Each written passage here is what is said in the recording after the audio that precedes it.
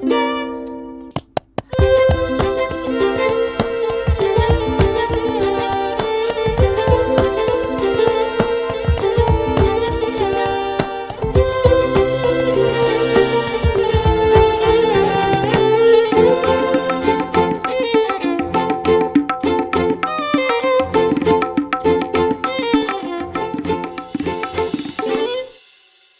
का जगन्नाथ मंदिर एक ऐसा स्थान जो सिर्फ भक्ति का केंद्र नहीं बल्कि अनगिनत रहस्यों की चुप दुनिया है। क्या आपने कभी सोचा है कि क्यों इस मंदिर का ध्वज हमेशा हवा के विपरीत दिशा में उड़ता है और क्यों मंदिर के ऊपर लगे सुदर्शन चक्र हर दिशा से ऐसा लगता है मानो आपको ही देख रहा हो। यहाँ तक कि प्रसिद्ध किताब भविष्य मलिका में इस मंदिर को लेकर कलयुग की कई भविष्यवाणियां की गई हैं जो कि सारी की सारी सच हुई हैं। इनमें सबसे प्रसिद्ध है कोविड-19 यानी कि कोरोना की घटना। इस किताब में लिखा गया था कि जब मंदिर का सबसे पुराना पेड़ गिर जाएगा तब एक भयानक महामारी आएगी और यह पूरी तरह सच भी हुई। यह सिर्फ एक घटना नहीं, ऐसी और भी कई घटनाएं हैं जो सच हुई हैं और सारी आपको चौंका देंगी। इस मंदिर के अंदर ऐसे और भी कई अनसुने और खतरनाक रहस्य छुपे हुए हैं जो आपके होश उड़ा देंगे। पिछले 800 सालों से इस मंदिर का ध्वज हर रोज बदला जाता है और कहा जाता है कि अगर इसे एक भी दिन न बदला गया तो मंदिर को 18 सालों के लिए बंद करना होगा। और जब अंग्रेज आए तो उन्होंने इस प्रक्रिया को अंधविश्वास बताकर रोकने की कोशिश की, लेकिन फिर उनके साथ जो हुआ वो जानकर आप चौंक जाएंगे। और सबसे बड़ा रहस्य है ब्रह्म पदार्थ का, यानी कि श्री कृष्ण का दिल। माना जाता है कि इस मंदिर में श्री कृष्ण का दिल आज भी मौजूद है, जिसे हर 12 साल में पुरानी मूर्ति से निकालकर नई मूर्ति में डाला जाता है और यह प्रक्रिया काफी महत्वपूर्ण है। इस दौरान अगर कोई श्री कृष्ण के दिल को देख ले तो वह तुरंत मर जाता है, जिसकी कई घटनाएं हमारे साथ आती है। मंदिर की रसोई, जहां 7 बर्तनों में एक साथ प्रसाद पकता है, पर नीचे की आंच से ऊपर वाला बर्तन पहले कैसे पक जाता है? क्या मंदिर की रसोई विज्ञान के नियमों को भी चुनौती देती है? ऐसे ही और भी न जाने कितने चौंकाने वाले रहस्य। ये सिर्फ एक मंदिर नहीं, ये एक ऐसा तीर्थ है जहां धर्म, विज्ञान, वास्तु और चमत्कार चारों एक साथ खड़े हैं, जहां श्रद्धा सिर्फ पूजा नहीं बल्कि रहस्यों से सामना करने की तैयारी है। इस मंदिर के मुख्य प्रवेश द्वार में 22 सीढ़ियां हैं जिन्हें पार करना होता है, लेकिन इनमें से तीसरी सीढ़ी पर पैर रखना सख्त मना है।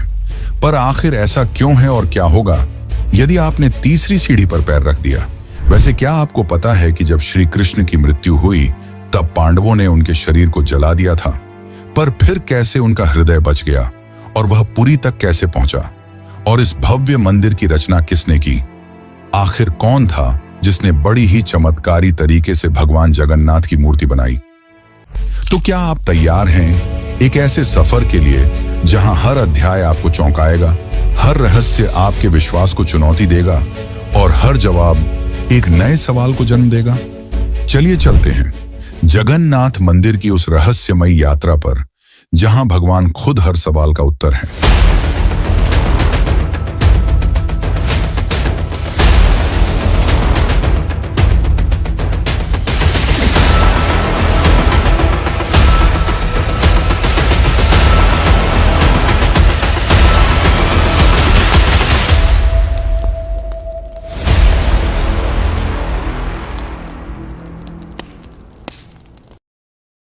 जून 2015 रात को घड़ी में 12 बजते ही पूरी शहर की बिजली काट दी गई। ये कोई साधारण बिजली कटौती नहीं थी। इस बिजली कटौती का कारण था मंदिर के गर्भगृह में चल रही विचित्र घटना। मंदिर के मुख्य पुजारी इस अंधेरी रात में अपनी आंखों पर पट्टी बांधे और हाथ में एक मोटा दस्ताना पहने हुए अपने हाथों पर एक दिव्य पदार्थ लेकर भगवान की मूर्ति की ओर बढ़ रहे थे। यह कुछ और नहीं, श्री कृष्ण का दिल था, जिसे ब्रह्म पदार्थ भी कहा जाता है। ठीक 12 साल बाद यह प्रक्रिया आज मंदिर में फिर दोहराई जा रही थी, जहां भगवान जगन्नाथ की पुरानी मूर्ति से उनके दिल को निकालकर नई मूर्ति में लगाया जाता है। यह होता है भगवान के शरीर को बदलने का, लेकिन आत्मा को यथावत रखने का अनुष्ठान।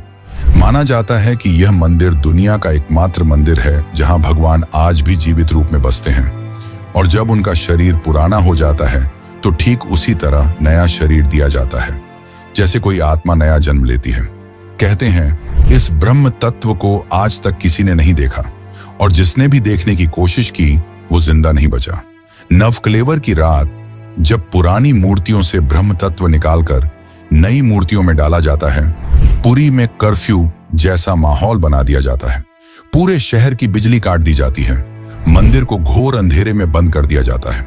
मंदिर के अंदर होते हैं सिर्फ विशुद्ध ब्राह्मण, जिनका खानदान सदियों से यही कार्य करता आया है।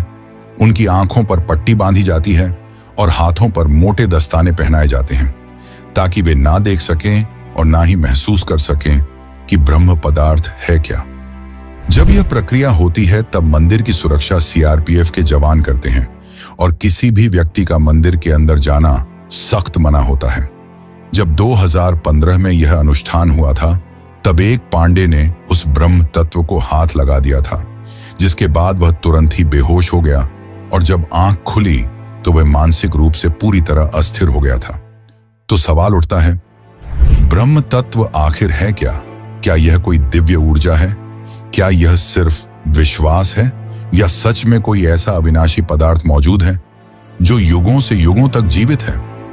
माना जाता है कि यह ब्रह्म पदार्थ काफी ज्यादा शक्तिशाली है, जिससे लगातार दिव्य ऊर्जा निकलती रहती है और हमेशा हल्का सा कंपन महसूस होता रहता है। प्रसिद्ध इंडियन आर्कियोलॉजिस्ट प्रवीण मोहन के हिसाब से श्री कृष्ण सिर्फ एक इंसान नहीं बल्कि एक सुप्रीम बीइंग थे। उनके मुताबिक ब्रह्म पदार्थ, जिसे कृष्ण का दिल भी कहा जाता है, वह असल में एक आर्क रिएक्टर है, यानी कि एक ऐसा डिवाइस जो भयंकर स्तर की ऊर्जा उत्पन्न करता है। उन्होंने यह तक बताया कि क्यों जगन्नाथ की मूर्तियों को लकड़ी से बनाया जाता है। उनके अनुसार लकड़ी बिजली को कंडक्ट नहीं करती, जिस कारण वह ब्रह्म पदार्थ से निकलने वाली इलेक्ट्रोमैग्नेटिक एनर्जी को रोक लेती है। वैसे तो माना जाता है आज तक इसे किसी ने नहीं देखा है, पर आज से करीब 50 साल पहले एक व्यक्ति ने दावा किया था कि उसने इस हृदय को देखा है। उसने कहा कि हृदय चांदी की तरह तरल बह रहा था और यही तरल लकड़ी को कमजोर कर देता है, जिस कारण हर 12 साल में मूर्तियों को बदलना पड़ता है। उस व्यक्ति ने यह तक कहा कि जब उस हृदय को प्रकाश में लाया गया तो वह चक्र की तरह घूमने लगा और जोर से कंपन करने लगा, यानी कि जब इस ब्रह्म पदार्थ को रोशनी मिलती है तो यह और भी ज्यादा सक्रिय हो जाता है, जो कि खतरनाक साबित हो सकता है, जिस कारण हर बार जब इसे पुरानी मूर्ति से नई मूर्ति में बदला जाता है तब पूरी शहर की बिजली काट दी जाती है। विज्ञान के लिए आज भी यह एक चौंकाने वाला रहस्य है जिसे कोई समझ नहीं पाया, लेकिन भक्तों के लिए यह उनके श्री कृष्ण हैं, उनका दिल है, जिस कारण हर दिन लाखों की तादाद में भक्त भगवान जगन्नाथ के दर्शन करने आते हैं। तो चलिए जानते हैं अब इस रहस्यमयी और रोचक घटना को, जो आपको इंटरनेट और किताबों में नहीं देखने को मिलेगी। लेकिन उससे पहले अगर आपको वीडियो अच्छी लग रही है तो इसे लाइक करके कमेंट में जय जगन्नाथ जरूर लिखें। आज से करीब 5000 साल पहले महाभारत युद्ध के पश्चात चारों तरफ केवल लाशें ही पड़ी थीं। लाखों पड़े शव और कौरवों के विनाश ने सबको झकझोर दिया। कौरवों की माता गांधारी ने इस विनाश का कारण श्री कृष्ण को बताया। उनके हिसाब से अगर श्री कृष्ण चाहते तो यह युद्ध होता ही नहीं, पर उन्होंने ऐसा नहीं किया, जिसके कारण क्रोधित होकर गांधारी ने कृष्ण को श्राप दिया, गिना, जिस प्रकार मेरे वंश का विनाश हुआ है ठीक उसी प्रकार तुम्हारे भी वंश का विनाश हो जाएगा। इस श्राप के 36 साल बाद जब एक दिन श्री कृष्ण जंगल में विश्राम कर रहे थे, तब एक शिकारी ने उन्हें हिरण समझकर उन पर तीर चला दी, और जैसे ही तीर श्री कृष्ण के पैरों पर जाके लगी, उन्होंने इस लोक को छोड़ दिया और मृत्यु को स्वीकार किया। और माना जाता है कि उनके मृत्यु के साथ ही पूरी द्वारका नगरी पानी में समा गई, जिससे उनका पूरा वंश समाप्त हो गया। माना जाता है कि जब शिकारी ने उन्हें गलती से मारा तो उसे बहुत पछतावा हुआ और उसने श्री कृष्ण से माफी मांगी, पर श्री कृष्ण ने बताया कि ये मेरे ही कर्मों का फल है। उन्होंने समझाते हुए कहा कि पिछले जन्म में तुम महान वानर राजा बाली थे, जिसे मैंने ही राम अवतार में छल से मार दिया था, और उसी कारण आज तुम मेरे मृत्यु का कारण बने। माना जाता है कि जब श्री कृष्ण की मृत्यु की खबर पांडवों को मिली तो उन्होंने पूरे रीति रिवाज से श्री कृष्ण का अंतिम संस्कार किया, और जब उनके शरीर को जलाया गया तो उनका पूरा शरीर पंचतत्वों में विलीन हो गया, परंतु उनका हृदय बच गया और जलने की बजाय और भी अधिक ऊर्जा से धड़कने लगा। इसी हृदय को बाद में ब्रह्म पदार्थ कहा गया। अर्जुन ने इस हृदय को लकड़ी के मंच पर रखकर नदी में बहा दिया। काफी लंबे समय तक बहने के बाद यह ब्रह्म पदार्थ उड़ीसा के समुद्र तट पर पहुंचा। उस समय उस तट पर सबरा जनजाति समुदाय के लोग रहा करते थे। उस जनजाति के मुखिया विश्ववसु ने जब इस ब्रह्म पदार्थ को देखा तो वे इसकी ऊर्जा और दिव्य प्रकाश से प्रभावित हो गए। उन्होंने तुरंत ही पहचान लिया कि यह भगवान के ही रूप हैं और उन्होंने इसे नील माधव के रूप में पूजना शुरू कर दिया। उसी समय मालवा के राज्य में राजा इंद्रद्युम्न राज्य किया करते थे। वे भगवान विष्णु के काफी बड़े भक्त थे। एक दिन उन्होंने नील माधव के दर्शन करने की इच्छा व्यक्त की और उन्हें ढूंढने लगे, और यही आगे चलकर जगन्नाथ के निर्माण की आधारशिला बनी। जैसा कि मैंने बताया, राजा इंद्रद्युम्न विष्णु के परम भक्त थे और एक रात स्वयं भगवान विष्णु उनके सपने में आए और उन्हें कहा कि वे उनकी दिव्य मूर्ति नील माधव को ढूंढें और उनके लिए एक भव्य मंदिर का निर्माण करें। श्री हरि विष्णु ने उन्हें यह भी बताया कि यह ब्रह्म पदार्थ उन्हें नीलांचल पर्वत में मिलेगा, जिसके पश्चात राजा ने अपने ब्राह्मण पुजारी विद्यापति को आदेश दिया कि वह इस मूर्ति को ढूंढ निकाले। विद्यापति कई दिनों तक नीलांचल पर्वत के अलग हिस्सों में इसकी तलाश करते रहे और तब जाकर अंत में उन्हें पता चला कि इस मूर्ति को आदिवासी मुखिया विश्ववसु ने एक गुफा में छुपा कर रखा है और वे दिव्य रूप से उसकी पूजा करते हैं। जब विद्यापति ने इसके दर्शन करने की अनुमति मांगी तब विश्ववसु ने यह कहकर मना कर दिया कि यह उनके जाति का निजी मामला है, जिसके बाद विद्यापति ने चालाकी दिखाई और विश्ववसु की पुत्री ललिता से विवाह कर लिया। अब विद्यापति ने ललिता की मदद से विश्ववसु को मनाया और वे उस गुफा की ओर चल पड़े। जैसे ही विद्यापति ने उस नील माधव की मूर्ति को देखा, वे उसकी ऊर्जा से काफी ज्यादा प्रभावित हुए और उन्होंने तुरंत ही यह बात राजा इंद्रद्युम्न को बताई। लेकिन जब राजा इंद्रद्युम्न वहां पहुंचे तब तक विश्ववसु ने वह मूर्ति वहां से हटा दी थी, जिससे राजा काफी उदास हो गए और अपने महल लौट आए। इसके बाद फिर से रात में भगवान विष्णु उनके सपने में आए और कहा कि पुरी के तट पर एक बड़ा नीम का पेड़ बहकर आएगा, तुम उस पेड़ से मेरी नई मूर्ति बनाना। वह पेड़ काफी बड़ा था, जिसे उठाना आसान नहीं था। आखिर में जैसे तैसे वे पेड़ को महल तक ला पाए, लेकिन अब सवाल यह था कि इनसे भगवान की मूर्ति कौन बनाएगा। बहुत से कारीगरों ने इस पेड़ से मूर्ति बनाने की कोशिश की, लेकिन सब असफल रहे। उन्होंने कहा कि पेड़ इतना ज्यादा मजबूत है कि हमारे छेनी हथौड़ी का उस पर कोई असर नहीं हो रहा। यह सुनकर राजा काफी परेशान हो गए। तभी एक दिन भगवान विश्वकर्मा एक बूढ़े साधु के रूप में वहां पधारे और उन्होंने कहा कि वे ये मूर्ति 21 दिनों में बनाकर देंगे। राजा काफी प्रसन्न हुए, पर उस बूढ़े आदमी ने एक शर्त रखी। उसने कहा कि मैं एक कमरे में बंद रहकर 21 दिनों में यह मूर्ति बनाऊंगा और तब तक कोई भी इस कमरे का न तो दरवाजा खोलेगा और न ही कोई अंदर आएगा।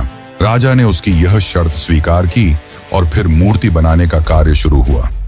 दरवाजा बंद किया गया और कक्ष से छेनी हथौड़ी की आवाजें आने लगीं। लेकिन 15 दिनों बाद अचानक से छेनी हथौड़ी की आवाज आना बंद हो गई। महाराज की रानी गुंडीचा काफी चिंतित हो गईं और महाराज को कहा कि हमें दरवाजा खोलकर देखना चाहिए। शायद वह वृद्ध व्यक्ति भूख और प्यास की वजह से मर तो नहीं गया होगा। राजा ने शुरुआत में तो मना किया, पर बाद में वे इसके लिए मान गए और दरवाजा खोल दिया। लेकिन जब दरवाजा खुला तो सभी हैरान रह गए। वह वृद्ध व्यक्ति गायब हो चुका था और पीछे केवल 3 अधूरी मूर्तियां थीं।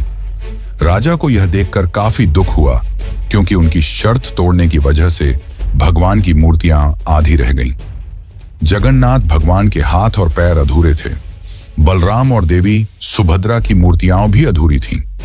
जब राजा मूर्ति के पास गए तब उन्हें दिल की धड़कन महसूस हुई और मूर्ति के अंदर से एक दिव्य आवाज आई, जिसने राजा को बताया कि श्री कृष्ण का हृदय इस मूर्ति के अंदर है। राजा ने इन मूर्तियों को स्थापित किया और आज यही अधूरी मूर्तियां भगवान जगन्नाथ के रूप में पुरी में पूजी जाती हैं। अब जानते हैं पुरी के रसोई घर के बारे में। जगन्नाथपुरी का रसोई घर दुनिया की सबसे बड़ी और सबसे रहस्यमयी रसोई है, जिसके अनोखे तथ्य और परंपरा भक्तों को आश्चर्यचकित कर देती है। और रसोई का सबसे बड़ा रहस्य यह है कि यहाँ भोजन 7 मिट्टी के बर्तनों में बनाया जाता है और हर एक बर्तन को एक के ऊपर एक रखा जाता है। और स्वाभाविक है कि सबसे नीचे के बर्तन में ज्यादा आंच आ रही है तो उसे सबसे पहले पकना चाहिए, लेकिन पुरी में ऐसा नहीं होता। ये चौंकाने वाली बात है कि 7 बर्तनों में जो सबसे ऊपर होता है उसका खाना पहले पकता है, जो विज्ञान के सारे तथ्यों को गलत साबित करता है। यहाँ भोजन बनाने का कार्य केवल सेवायत ब्राह्मणों द्वारा किया जाता है और किसी भी बाहरी व्यक्ति को इसमें प्रवेश की अनुमति नहीं होती। इस पवित्र रसोई में किसी प्रकार के आधुनिक ईंधन या गैस का उपयोग नहीं किया जाता, बल्कि केवल लकड़ी के चूल्हे पर पारंपरिक विधि से प्रसाद बनाया जाता है। पूरी मंदिर में रोजाना लगभग 50,000 से 2 लाख लोगों तक को महाप्रसाद बांटा जाता है। लेकिन चमत्कार देखो, कभी भी खाना बर्बाद नहीं होता और कभी भी कम नहीं पड़ता। मान्यता है कि मां लक्ष्मी स्वयं प्रतिदिन रसोई में आती हैं और रसोई के सेवकों को अंतः प्रेरणा देती हैं कि आज कितनों के लिए प्रसाद तैयार करना है। ये सिर्फ परंपरा नहीं, सदियों से चलती लीला है, जिसे आज तक कोई इंसानी गणित नहीं समझ पाया। एक और चौंकाने वाली बात तो यह है कि इतने बड़े किचन में, जहां 500 से ज्यादा रसोइये और सेवक काम करते हैं, जहां हर दिन सैकड़ों क्विंटल अनाज, सब्जियां और मसाले इस्तेमाल होते हैं, वहां न कोई बदबू होती है, न ही कोई मक्खी। कहा जाता है कि यह अग्निदेव और माता लक्ष्मी की कृपा है, जो इस रसोई को हर प्रकार की अशुद्धि से दूर रखती है। 18वीं सदी में मराठा शासनकाल के दौरान एक बार एक अधिकारी ने रसोई के चमत्कार को अंधविश्वास बताते हुए जानबूझकर बर्तनों की संख्या बदलने का आदेश दिया।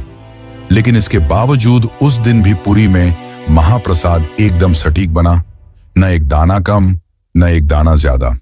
इसके बाद अधिकारी ने रसोई में दोबारा हस्तक्षेप न करने की कसम खा ली। अब चलिए आपको बताते हैं जगन्नाथ की तीसरी सीढ़ी का रहस्य, जिसे यमलोक का द्वार भी कहा जाता है। वैसे तो इस मंदिर में 22 सीढ़ियां हैं, पर सबसे खास है तीसरी सीढ़ी, क्योंकि इसमें पैर रखना उचित नहीं माना जाता।